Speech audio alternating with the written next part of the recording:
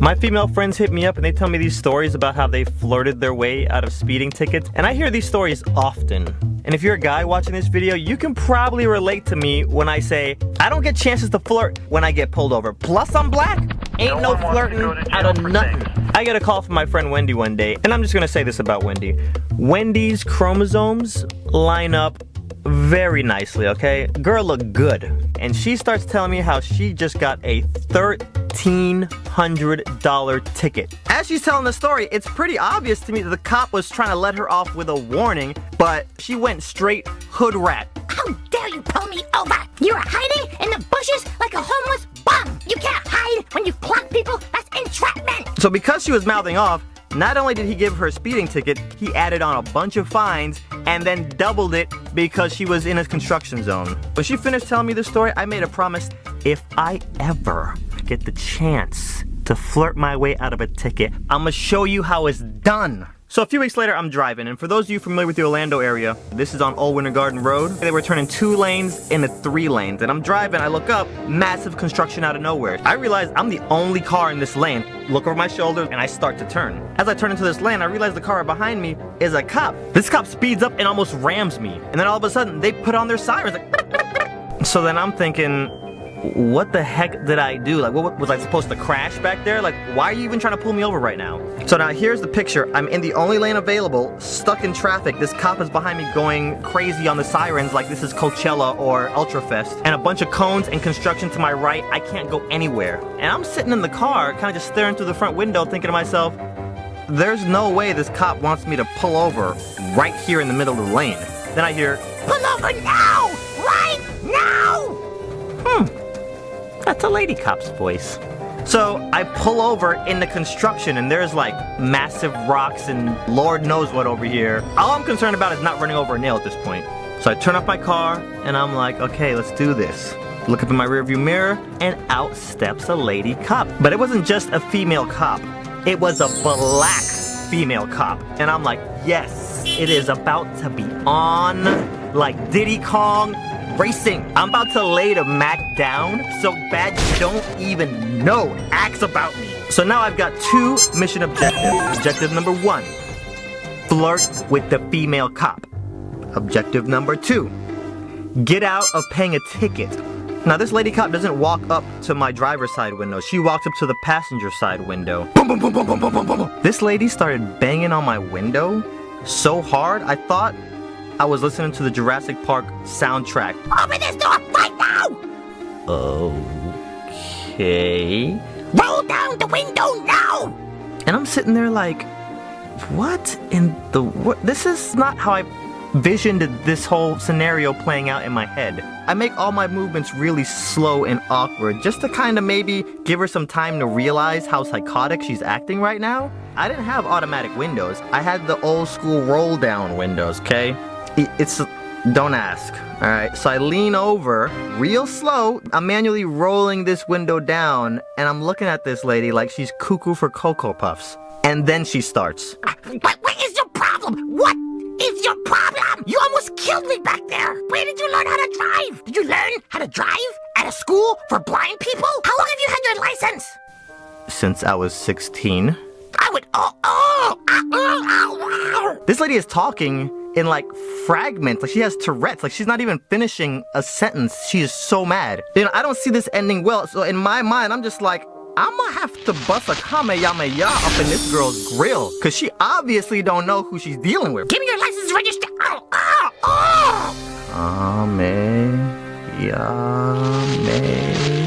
And it's at this point that I add a 3rd mission objective to my list. Don't get shot, cause this lady is about 10 seconds away from grabbing her gun, popping some caps off my car, and then claiming self-defense. I would write you the biggest ticket I've ever written in my life if I was not in a rush. Oh, you are so lucky right now. You are so lucky right now. Now, I've joked about the Street Fighter bonus stage in the past, but for the first time, I'm fearful I'm about to be on the receiving end of that. Because all I'm waiting for is some random dude to drive by and then yell out, "Round 1, fight!" And this lady goes ballistic.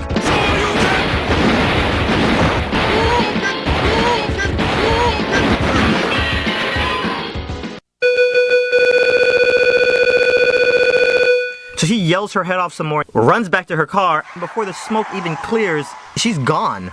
And I'm like, what just happened? Okay, mission status. Objective 1, flirt with the lady cop. Failed. Objective 2, get out of paying a ticket.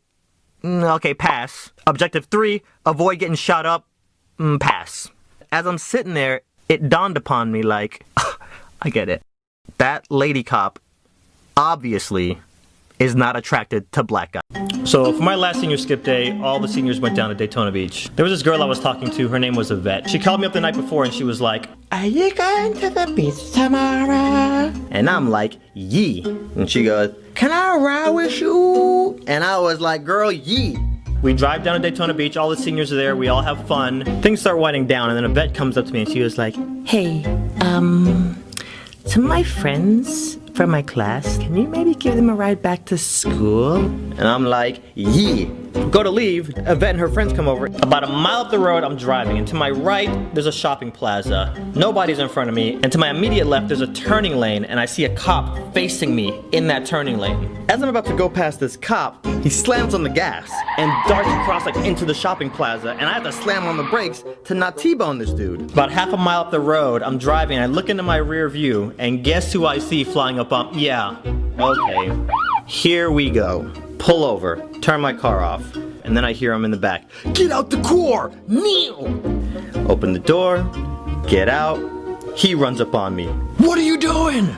So then I'm like, what are you talking about? You sped up to try to hit me. And you wouldn't have killed me, you would have killed my partner. And he points back at his SUV, and I look in the passenger seat, and there's this old dude that has no business still being in the line of duty. This guy looks like he's 99 years old. If this guy was ever on duty by himself and had to jump out and chase the perp, like, the dude would have been in Cancun by the time this old cop ever got out the car. I can't flirt my way out of a ticket. I don't know if you guys have noticed, but I'm black and I'm male, and that's 3 strikes, so I gotta think outside the box whenever it's a traffic stop. My angle is confusion, so when you look at me sometimes by the way I'm dressed, you see straight out of Compton, but as soon as I open my mouth, you get Carlton from Fresh Prince. Officer, what's going on? Like, I obey the laws of the road. I just accepted the Lord Jesus Christ as my savior.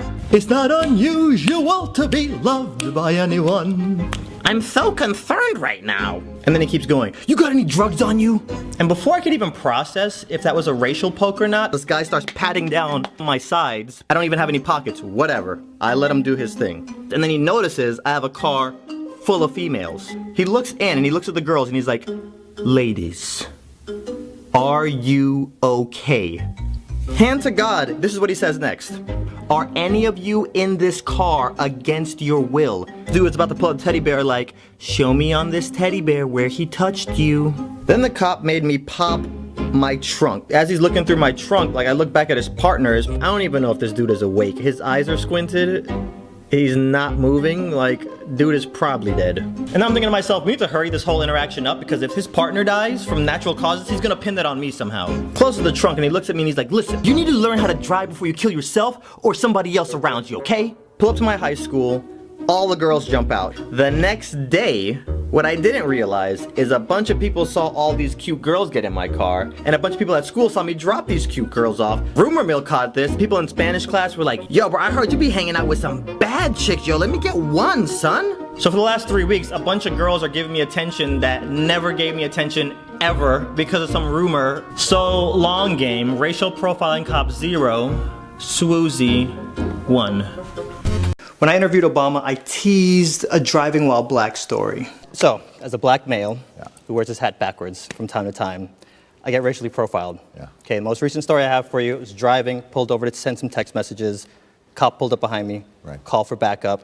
They're all over me, harassing me for my ID, registration. You know, I get harassed often. I knew someday I would jump on YouTube and share. One night I'm driving and I'm texting my friend and he says to me, Star Wars Episode 3 is the worst of the prequels. You ever have those friends that just say something that have you look at them and be like, how are we even friends? You sitting here trying to tell me an 18-minute pod race is better than Obi-Wan versus Anakin? You're crazy. Episode 3 is the best out of all 3.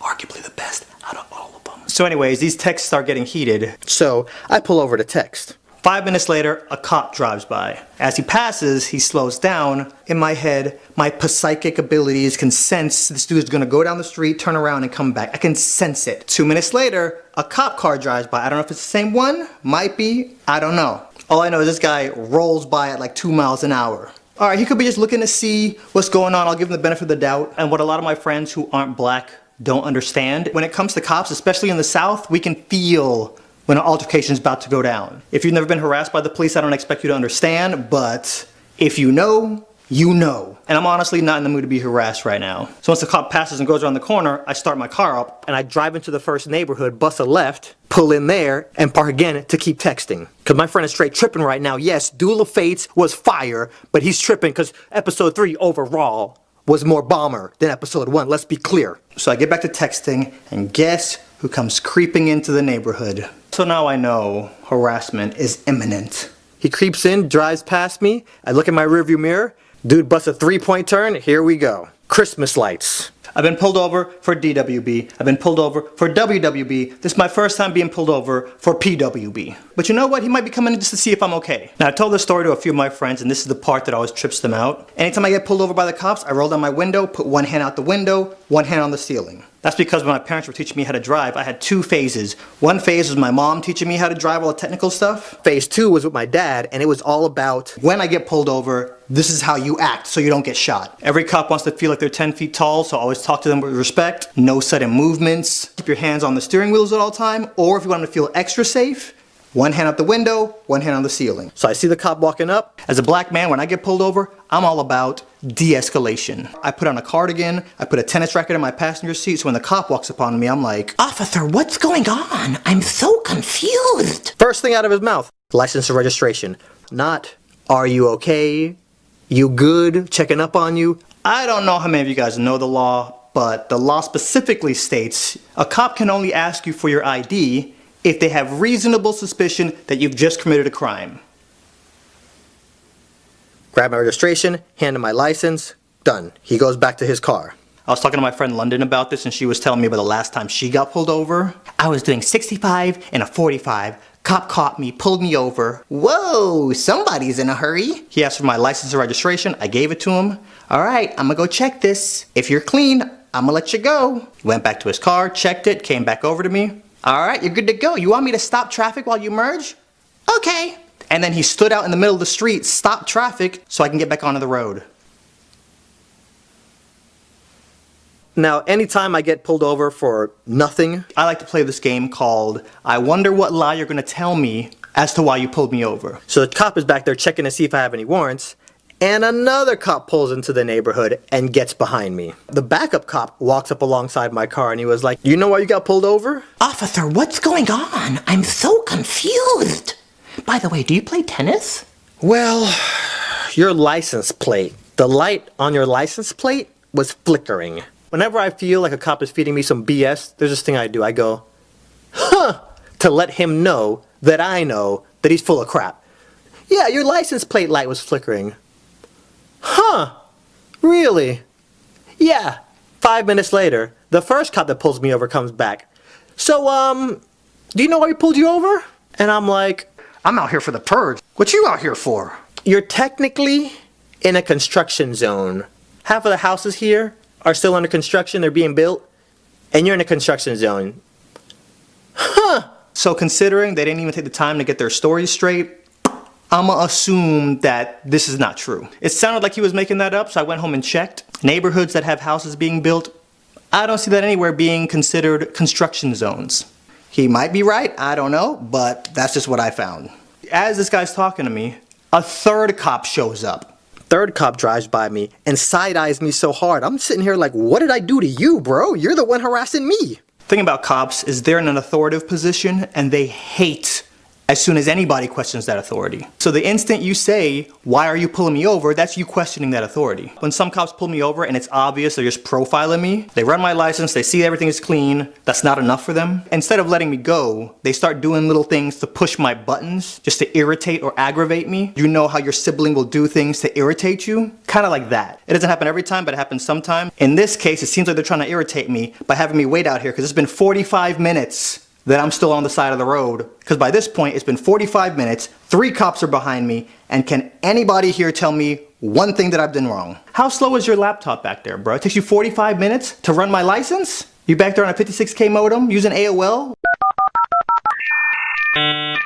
If I were to go outside and harass somebody, that's wrong. Just because you're wearing a blue suit does not make it any better. In fact, it makes it even worse. And like I mentioned in the Obama interview, Right. I've learned to live with the harassment, but I've been profiled while driving so many times, I could do 12 of these driving while black videos. Cops have pulled me over on a traffic stop and started pointing guns at my car. Like, I'm gonna give y'all a quick bonus story. A month before that happened, my sister asked to borrow my car. She takes my car, drives to her boyfriend's house. As she's leaving his neighborhood, cops pull her over. So the cop pulls her over, starts trying to irritate her. She doesn't bite. Then he says, "Can I search your car?" She says, "Okay." Cop takes my sister and her boyfriend to the front of the cop car. Backup shows up with a K9. Cop number 2 takes the K9 around the car. The first cop is back there with my sister and her boyfriend. He starts poking at her. Cop number 2 comes back with this drug kit. Apparently, I've never heard of this, but he has a drug kit. I wiped this swab on the passenger seat. It turned blue. That means we got heroin residue. Your boyfriend was in the passenger seat. Going to jail. They took my sister's boyfriend to jail. Mind you, my sister's boyfriend doesn't even smoke weed. So the fact that they found heroin residue in the passenger seat of my car, highly unlikely. That's on his record forever. How quick are you trying to hire somebody who's been arrested for heroin possession? OPD, ladies and gentlemen. Are there bad cops out there? Yes. Are there good cops out there? Definitely. Cops are putting their life on the line every single day, and I feel that at least deserves a mention. Some of my friends are cops, so I don't want anybody to think I'm jumping on here just to bash cops. That's not what I'm about. The best way to solve a problem is first identifying it, and secondly, let's start talking about some solutions. Up until recently, there's been very little accountability for law enforcement. Racism, sadly, is still alive, and on both sides of the line. Did you guys know they had groups on Facebook and people on Twitter trying to cancel Michael B. Jordan because the last 2 girls they saw him dating weren't black? You know what? Since he doesn't date a lot of black girls, let's boycott Black Panther. That man is free to date whatever girl he wants, no matter what color she is. That's prejudice AF. I think another problem is people don't even know what being prejudiced or racist is. Let me just break it down. One quick example. You take what you know or what you think you know about one person, and then you apply that to everybody in that race. That black guy is bad, so all black guys are bad. Let me just pull this one over and harass him for 45 minutes. See my point? In 2015, when I moved to LA, Orlando PD and Osceola PD were fighting to not wear body cameras. Why do you think that is? It's almost like they don't want their behavior to be monitored. And yesterday, NYPD announced that every cop has to wear a body camera, but they're only releasing footage if a cop draws his firearm or discharges his firearm. There's a lot of crap and a lot of shady stuff a cop can do before they draw their firearm. It's a good start, but no. We're talking about solutions now. If cops want to build trust, how about, here's an idea. Anytime a cop pulls you over for a traffic stop, that civilian can go download the body cam footage from their traffic stop. Did you guys know that there's cops out there who repeatedly turn their body cameras off? As part of this investigation, Captain Chad Ocuzio said he noticed a pattern of certain officers that wouldn't turn them on, nor would they document their incidents. It's almost like they don't want their behavior to be monitored. Accountability. So there you go. I've addressed some problems. I proposed some solutions. Any cop that ever catches me speeding or doing an illegal U-turn, please pull me over, give me a ticket. You will never hear me complaining. I'll never jump on here and be like, oh my God, these cops. No, you're doing your job.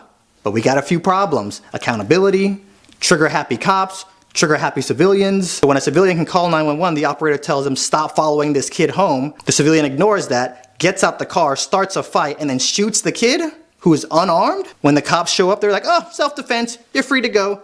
That sends a message. When that cop choked out Eric Gardner and they're like, oh, you're free to go home. That sends a message. Hopefully, we can take this time to better ourselves. Racism isn't gonna stop anytime soon. Not on here trying to say that. There are tons of good cops who are doing their jobs very quietly that we're never gonna hear about. But hopefully, we can start looking at some problems and start providing some common sense solutions. That's all I'm saying.